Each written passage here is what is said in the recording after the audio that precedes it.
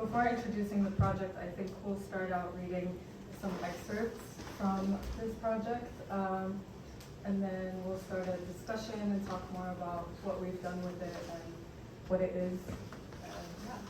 Yeah, we'll start with the very beginning of this. We are calling it a project for a long time. We ended up giving it a title, Guide to a Fall, and it is probably going to become a short book. It was highly unexpected to write that much, but we worked a lot. And we're going to read the very beginning of this, which is called 27 North Johnson Street. It's a house that we picked randomly. We created a character to live there. You're going to see it. And then we will jump to the end of this book, where this character returns. Yeah.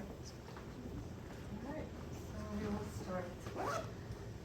Grant Wood, who was born in rural Iowa near Anamosa in 1891 and died of pancreatic cancer at the University Hospital in Iowa City in 1942, painted in 1930 American Gothic. The Midwest. Backdropped by a blue, though not translucent blue, smoky cloud, morning sky. There are some, around most of them, green tree crowns. There's a red glimpse of a barn on the right. More, there's a larger house, a white frame house with a porch, with a beefsteak begonia and a mother-in-law's tongue, with a board and batten siding, with a Gothic window that in fact takes over at least the first sight of the backdrop. This frame house is known as the Dibble House. Its address today is 300 American Gothic Street, Eldon, Iowa. The painting doesn't say, but it's a 504 square foot house. Grant Wood saw the house solely twice in his life. He sketched it firstly on the back of an envelope, on the next day in oil on paperboard. Afterwards, the painting was completed at Wood's studio in Cedar Rapids, where he also had a photograph of the house. Nan, Wood's sister, and Byron McKeeby, their dentist, are the models for the figures in front of the house. Woman, older man. Daughter and father, Wood said so. Grown-up daughter on the left, father on the right. Farmers. Not relaxed. Daughter is blonde. Her hair, parted in the middle, is tied. A discreet light wave lock hangs beyond her right ear. Father, apart from a thin gray shadow outlining his head, is bald. Daughter's head is a slightly wrinkled pear, upside down. Is father's jaw dislocated to his left? Does it increase the uneasiness of the whole picture? Daughter has a tired and bored and gloomy and enduring expression. Father has a tired and obstinate and sad and severe expression. Daughter has pale lips. Daughter's lower lip has no affection for daughter's upper lip, and vice versa. Father has narrow lips. Father's lips are a melted seagull hovering over a desert. Daughter's neck stands up, 3/4 meticulously. Father's neck is gelatinous, regular size. Daughter's shoulders are fallen. Father's shoulders are still standing. Daughter wears a brown colonial print apron, a black dress, and a cameo brooch. Father wears a black suit jacket, a blue denim bib, overalls. There, on the fabric's bottom, the signature can be found, Grant Wood, 1930, and a white shirt with 3 triplets of green stripes showing off a gold collar button. Their clothing is outdated for 1930. Daughter's hands are offstage. What kind of tool could she be holding? Father's big right hand squeezes a hay fork as if father's life depended on those 3 times. Look at her. Daughter's blonde eyebrows are thin. Daughter has blue, steady eyes, catatonic, gazing to her left, gazing towards nothing. Their farm, her foreseeable, irrelevant future, her uninteresting, lifeless past. Look at him. Father's dark eyebrows are thick. Father has brown, steady eyes, catatonic, staring straight into my own eyes. Both daughter and father are weird. That's my opinion. Who would kill the other? That's what I ask myself. Parricide, infanticide, maybe it's the hay fork putting ideas into my mind, but The father, I assume, is the one who would murder the daughter. Only if she was in his way somehow. Only if she was a double-crosser somehow. Only if murdering her was what he had to do. I got a poster of the painting from the library three weeks ago, the first week of September. I change the poster every 2 months. I become the routine. To have something new to contemplate, routine becomes me. To have something to do every other month. To walk those 6 blocks there and back slowly. I got the American Gothic 3 weeks ago, and above the silver frame, it says, property of Iowa City Public Library, Iowa City, Iowa 52240. The verso of the poster, among scratches and strokes and blows that form actually an original artwork, somewhat beautiful, somewhat adding a hidden personality to a reproduction, says 7 other people got the painting since June 26, 2000. I'm not sure if I trust this information, however, because footprints vanished around what seems like 2005, and the last record is a yearless note, 430. The library must have changed from the date due handwritten card to a computerized system around 2005. That's what I guess.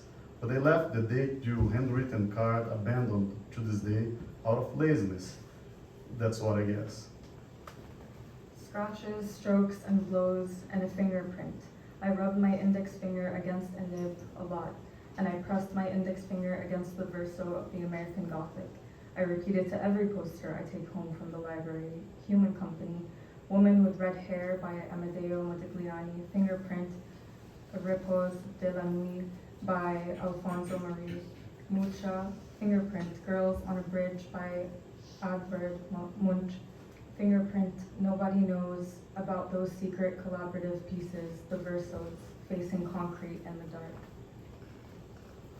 On the front, the poster's colors are a little faded, less vibrant, less powerful than the original, which belongs to the Art Institute of Chicago. It was sold by the artist in the very same year it was made. I wonder what's in the original verso. Scratches, strokes, blows, writings by Wood, the title American Gothic, or is the original verso a clean, flat surface, the cleanest, so clean that one could even lie upon it, so vast that one could even feel lost in the middle of it, that one could plant sweet corn in it, just to grow a field that's invisible from the scene depicted. Invisible field. Was I awake? Maybe I've fallen asleep. It's happening nowadays. In bed by myself, alas, I'll never get used to it, contemplating stiff daughter and stiff father, contemplating for hours and hours. It's hard to sleep nowadays. It went from 7 hours to 6, from 6 hours to 5 to 4, 3, then 3 hours more inhabiting a Xanax mist, surrounded by a dimly lit bedroom, shadows, by indistinguishable furniture. Sometimes I'm not sure if I'm making sense. Sometimes I'm praying and suddenly I'm not sure if I was praying or not. Sometimes I remember stuff. Sometimes I'm empty, surrounded by no family, by no one. Sometimes I'm not sure if I'm awake or dreaming. That's what I meant. Sometimes I'm not sure if I'm awake or dead already. That's what I fear. Martha removed all our mirrors. I don't want to face a face like my face. That's what she said. Martha removed them. I never replaced them. I can't check if I'm alive. What am I waiting for? Scrambled eggs for breakfast, prepared at dawn, radio, TV, lunch, ordered, radio, TV, dinner, ordered, radio, TV, bed. I'll never go back to Chicago. Will I ever go anywhere new? I wish I had seen the Northern Lights with Martha. That's what she wanted, in the middle of a cornfield, a satisfactory life. Anyway, that's how I define it. To afford to order food every day, mind you, with the money I worked hard for, to order ribs from Pops and fried pickles and the Pullman burger and St. Birch's Buffalo Mac, fancy food, that's what I like, since Martha's not around anymore to cook. How good she was. Her handballs were just the best.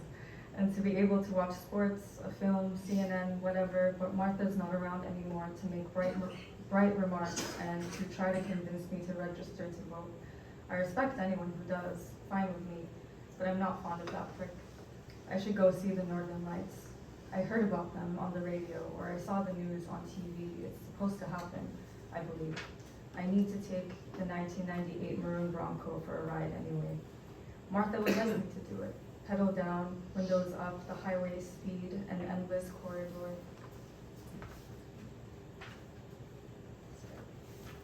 An endless corridor of corn stalks blurring together motion, speed, in search of epiphany. Did I doze off? No. I don't believe so. Eyes open, blink eyes open, I hung American Gothic right in front of my bed. I have to return it to the library in 5 weeks. Is this it? Is that what I'm waiting for? Or will I be able to return the smoky blue, cloudy sky, able to return the backdrop taken over by Dibble House, to return weird daughter and father, God's country's icon, my God's country, my icon? He is the potential infanticide. Yes, I'm confident. And I was terrified the first night I found myself awake. I was awake, and in the dimly lit bedroom, found his eyes staring straight into my own eyes. What would Martha think of him on the wall? What would Martha think about his glare? Does his nose curve less than mine? Is his posture more upright? Was he more fulfilled in his fictional farm? What would she think about his tiredness, about his obstinacy, his sadness, his severity? My eyes have specks of green though. What would Martha think of his mirroring presence? I think perhaps we share a grim, bleak mood, and more, I look a bit like him. So this was the very beginning of the book. We can go back to the things later. This is the verso of the painting. The image above without the fingerprint, the image below with the character's fingerprint. Right. Wonder whose fingerprint is. In Iowa City Public Library. When the American Gothic was checked back at the library's round front desk, goosebumps crept up Evelyn's arms to the nape of her neck. The widower, who comes to borrow artworks every 2 months, looked unlike the widower. Was it him? It was him, of course, but the widower looked more like the figure portrayed in the poster now in Evelyn's hands than himself, uncanny. This time, though, the widower figure didn't take any artwork out.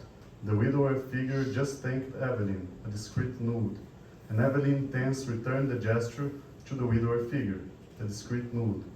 Nod. She watched him go through the automatic doors to the street. Where is he heading? Evelyn wondered. This will be the last section we read, which ends off the project. So this is an epilogue. Out of map, darkness becomes me. There he was, a figure barely recognizable in the dark, a shadow engulfed by shadows in the middle of a cornfield. Only the moonlight, no sound. Bronco silent. It's unclear if it's the right day, the right time, the right deterrence. He probably heard it on the radio. What was supposed to happen?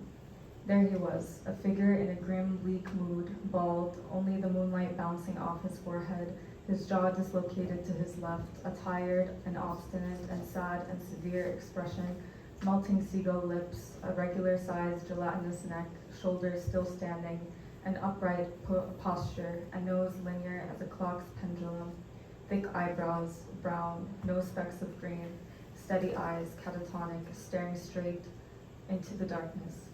Shadows. Was a hayfork supposed to be in his hands? Who was he? Did the widower become the figure? In the middle of a cornfield, did the figure become him? The figure's glasses are in the correct place, confirmed. They were supposed to reveal something. But everything surrounding the figure is so dark, just as dark as the vestiges of ink on his index fingerprint. Everything surrounding the figure is so bleak, just as bleak as his own fingerprint. A chill, a wind, manages to sneak into the fabric of the figure's jacket, into his sweater. It's unclear if it's completely wrong. Anachronistic, out of time, is then an odd past frozen within the figure, an odd present, an odd mixture, no lamplight, so dark, and wind and the figure's body is trembling, and wind manages to sneak into the fabric of the figure's shirt, and worse, the figure's chest. Is the figure really here, a shadow engulfed by shadows? The northern lights were supposed to come, but never did. Star falls from darkness. The figure wishes for nothing.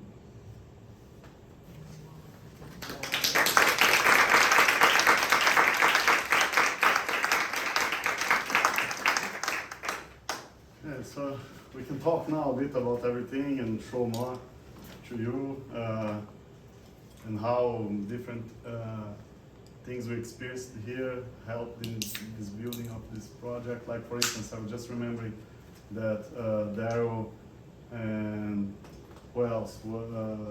Kay, maybe they went to try to see, and Nick, they went to try to see the northern lights in the middle of the cornfield. So this is what this character is doing. It's based on their experience.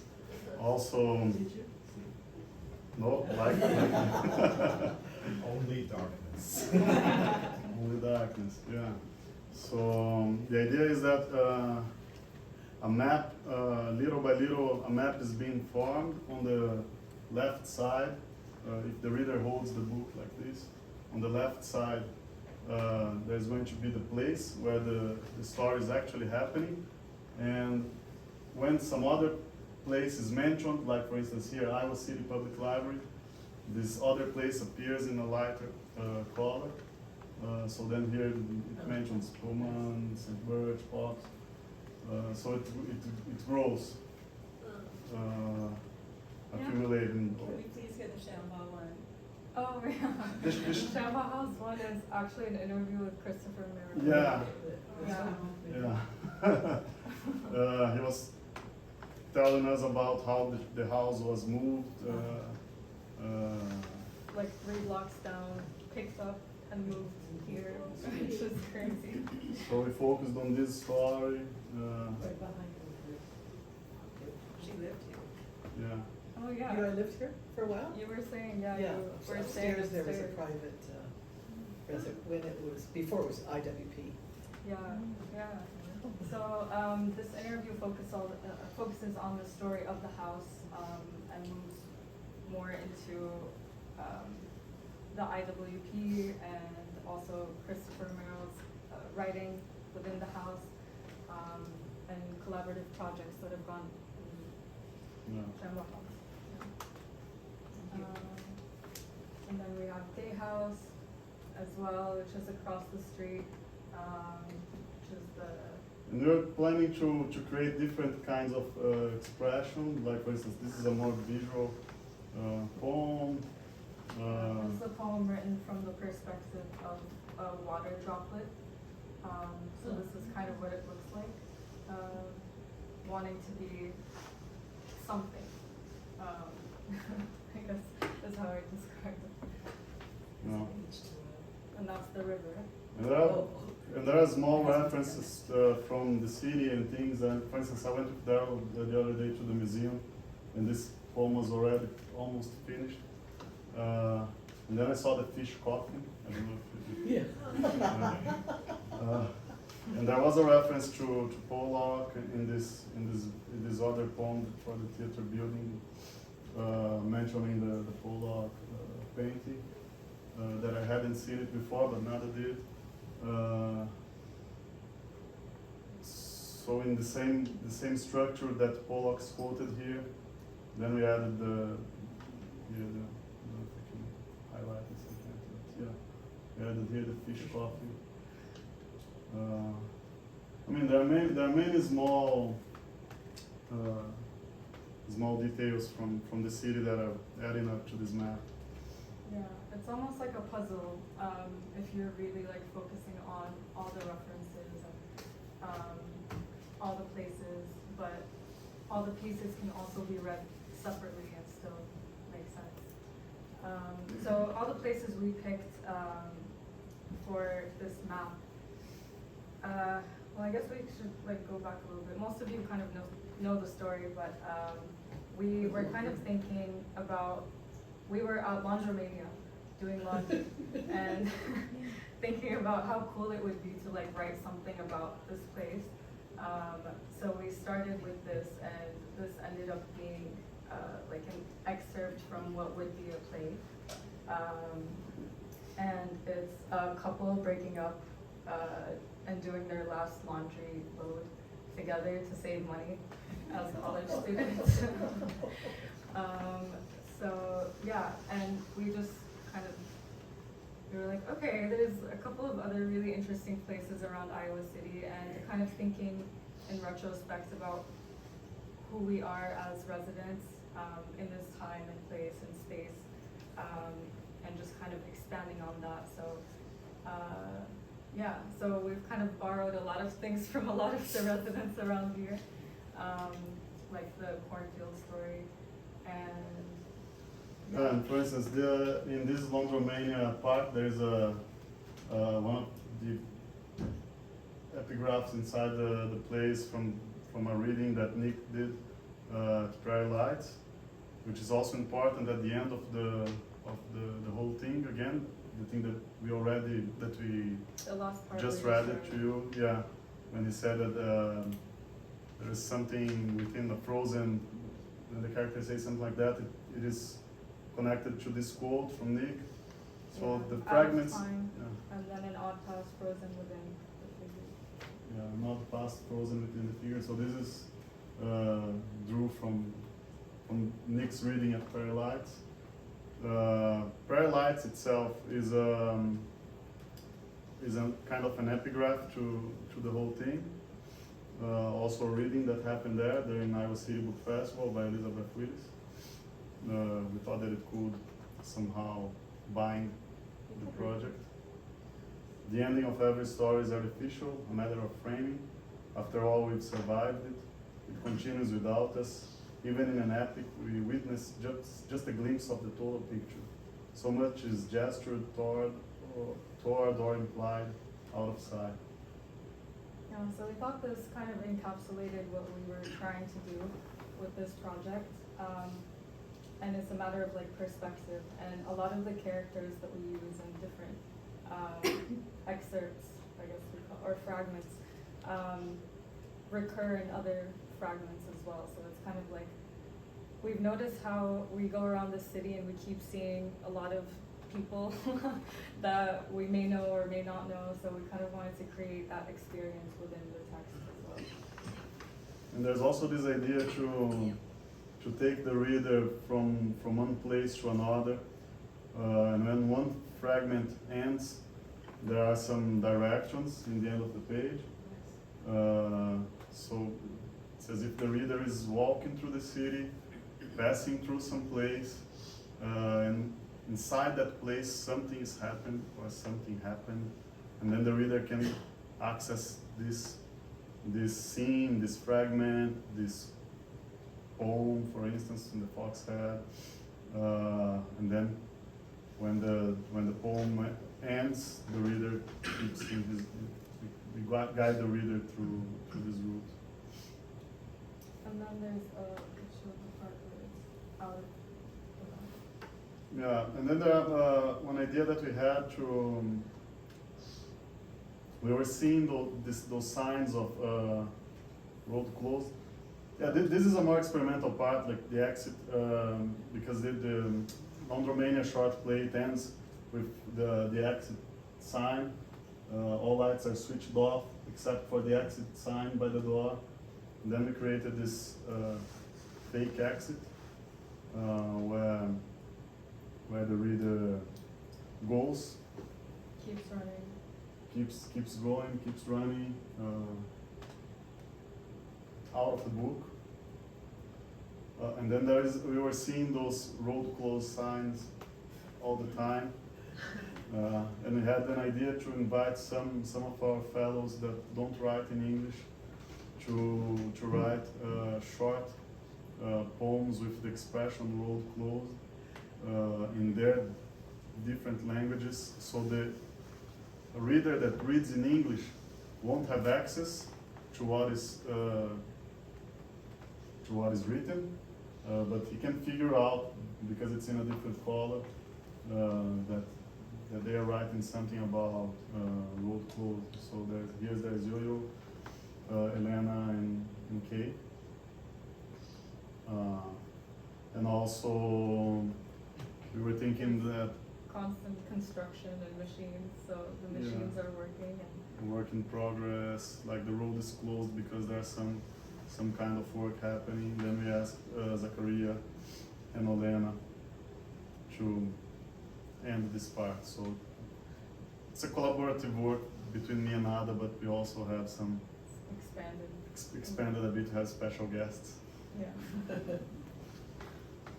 So if you have any question for us, we'll be happy to answer. Hope that Fine. made sense. What's at 800 North Van Buren Street? It's Kurt Vonnegut's house. Ah. Yeah, it appears here. Of course. Yeah. Christopher Merrill mentioned in the interview that yeah, the writers there was most infatuated with for Kurt Vonnegut, who wrote Slaughterhouse-Town. Yeah. I noticed several taverns on your map. We've been around. Any of the concrete sidewalk signages related to the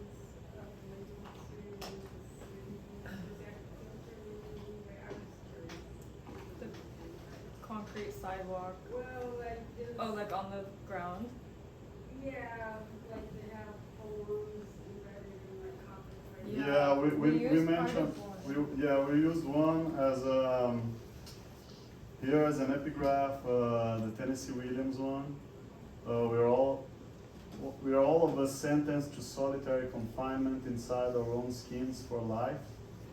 And then differently than the other epigraphs or quotes that we used a different style, because this one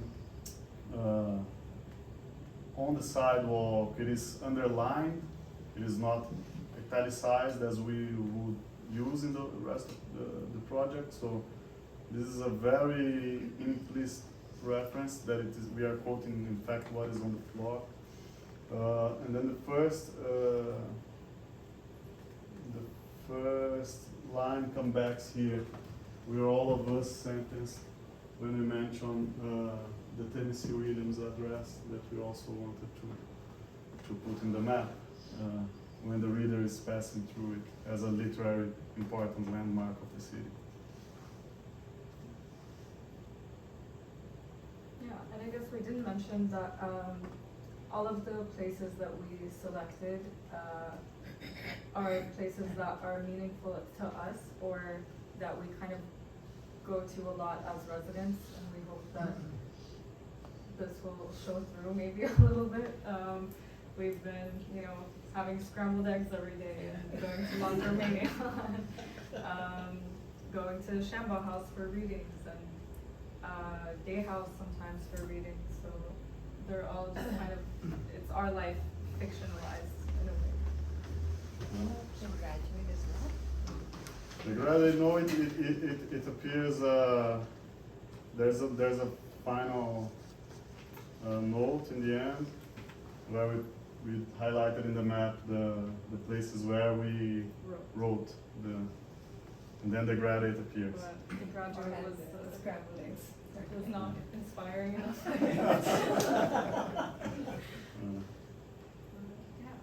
Wow. Thank you. Good.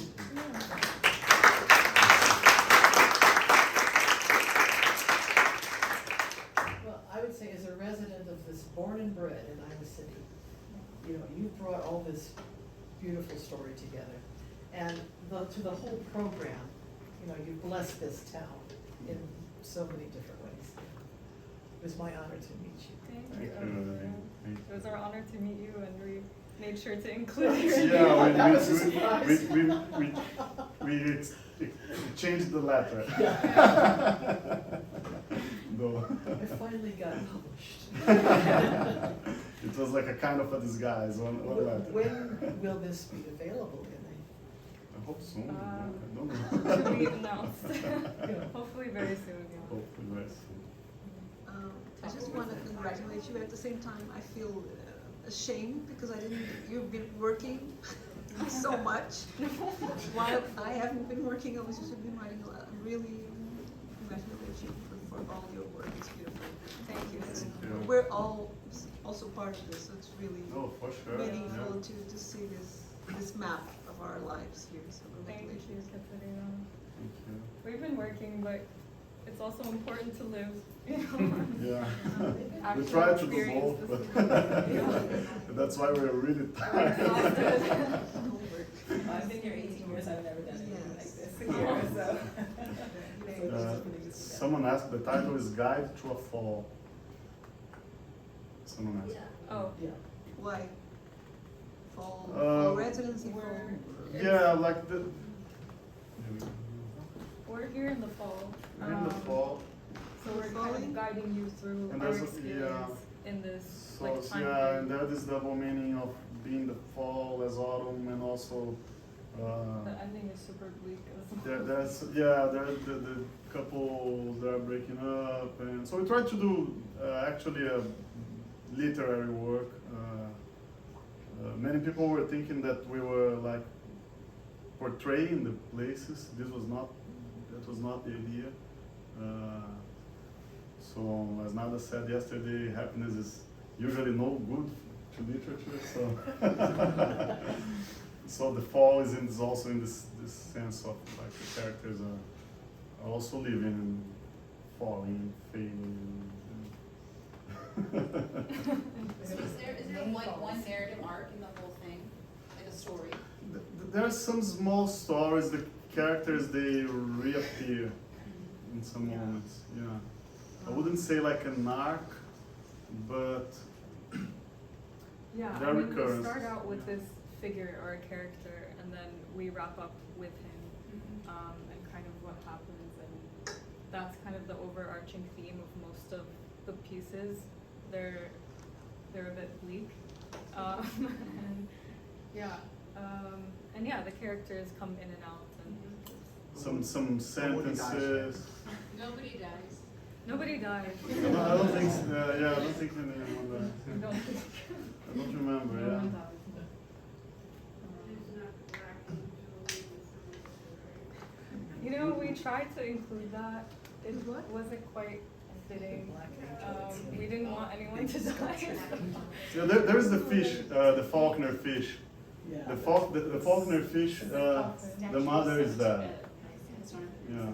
But she That's had a already reference died. to Azalea dying, like that chapter with only a sentence.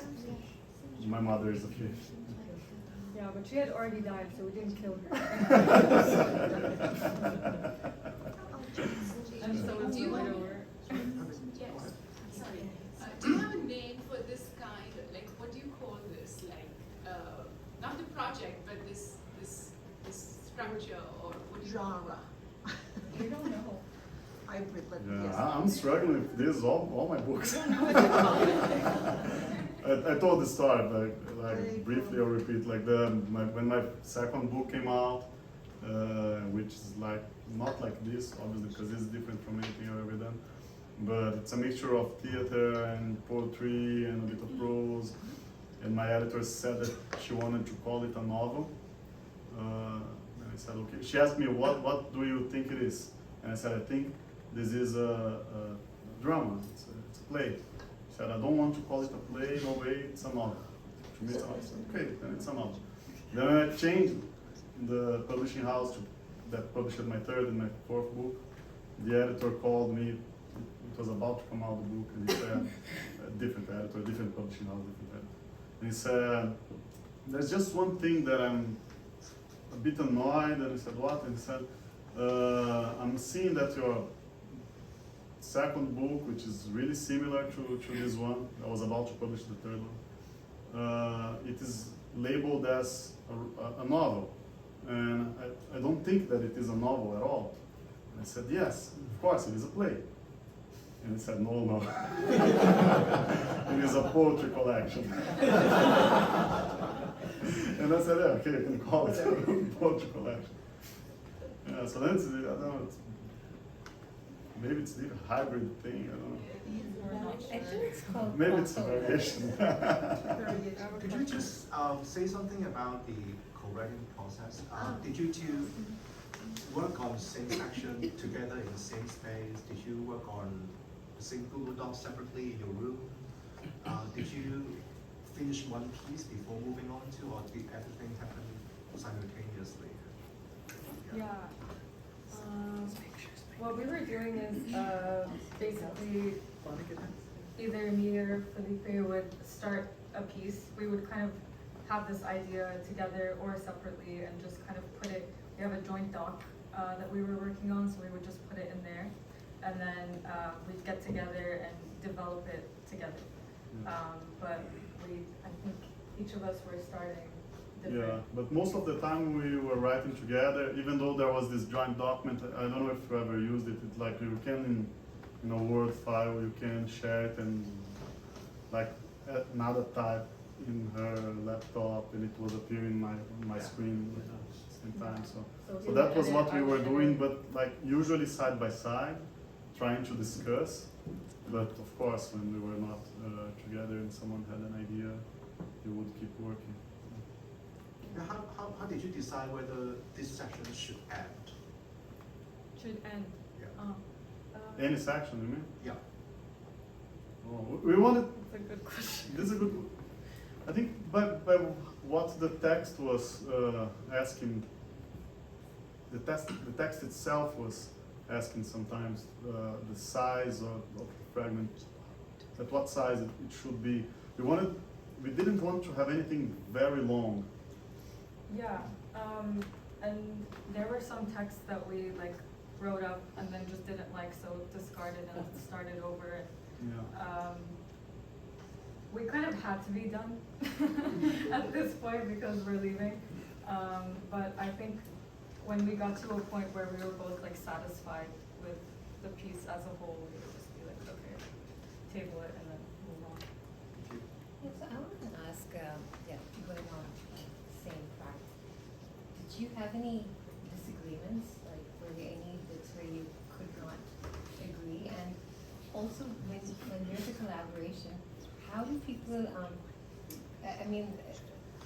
do you sort of decide if one person feels that, this is not, any examples? I think it was a good thing that we were both very like lenient and open. But yeah, we did have like some disagreements over creative direction. I almost died on the 15th. I almost was killed. What? I'm joking. I'm not a non-violent person. But With the pitchfork. yeah, I guess like in terms of form, wording, there's always going to be stuff like that. But Obviously, final text is Nada's because she writes in English. So yeah, final text is Nada's. no, I wouldn't say that, but okay. No, I don't want to. I came up with the name for the form, lyrical cartography. Oh, this is interesting. I like Yeah. that one. Write this down.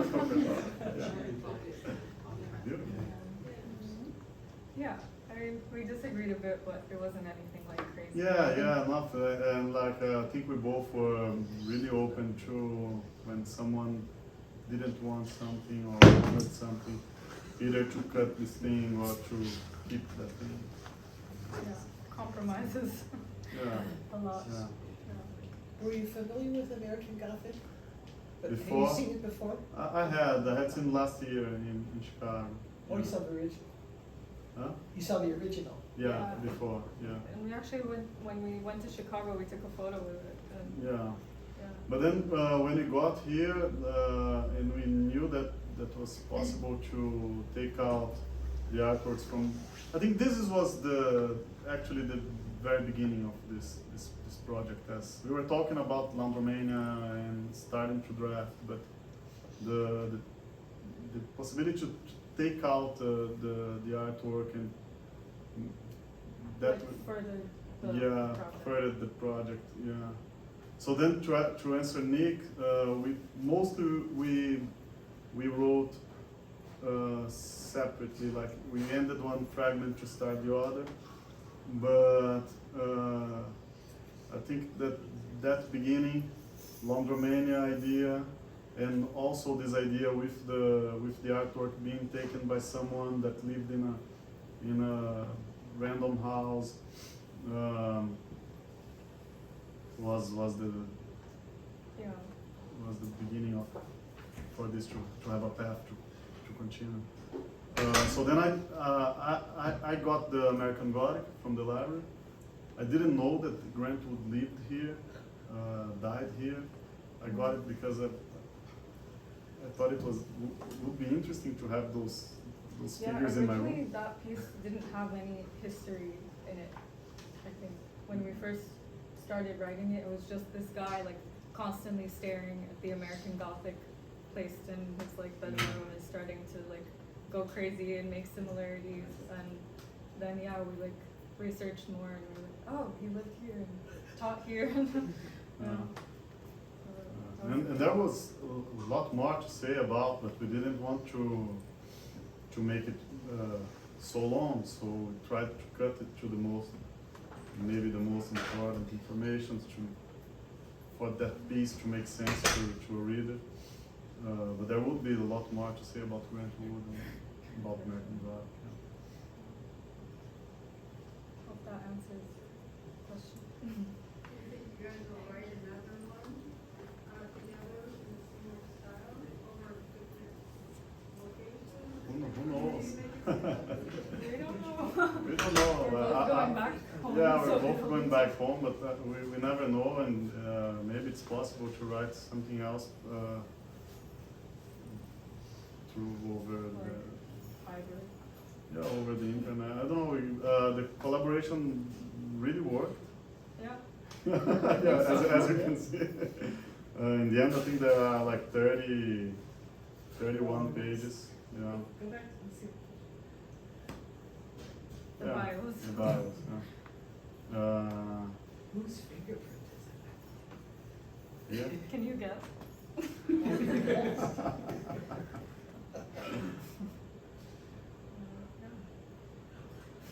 It's kind of vandalism, this. it? I'm sure it was an accident. It was. Just between us. Maybe it was a fake tattoo like mine that I did for Luton marriage.